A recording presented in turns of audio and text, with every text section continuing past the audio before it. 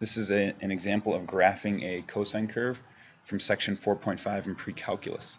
And we have a lot of variations in this one. So as I look at this, I'm going to start making note of all the different things that happen. First of all, this 1 out front means that the entire graph is going to shift up 1. So our line of equilibrium will be up by 1. Because of the 2 right in front of the cosine, that means our amplitude is 2.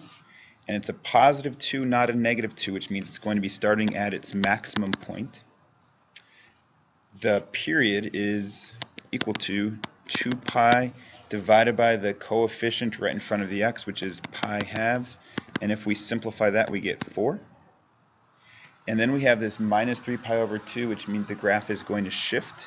So the simplest way to figure out where this is going to start at for us then is to take the pi x over 2 minus 3 pi over 2, set it equal to 0, and if you solve that, you get x equals 3. So our first period is going to start at x equals 3.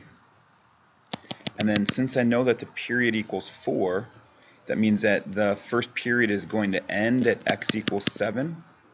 And then if I add 4 more, that means that the second period is going to end at x equals 11. There's other ways we could figure that out, but that's going to be the quickest way.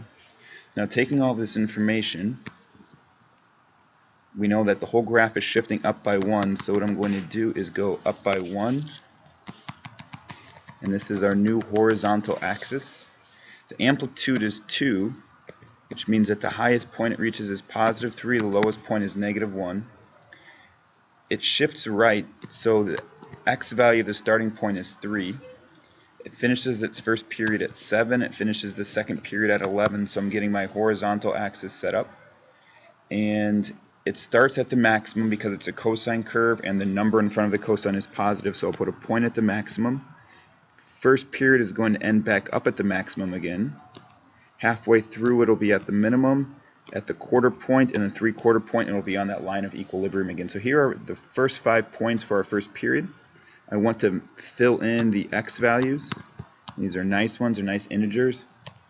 And then we're going to complete this by filling in the last few points. The second period is going to end at the maximum, halfway through down at the minimum, at the quarter point, and 3/4 points it's at the line of equilibrium again. So now if I draw the smooth curve that connects all these points together,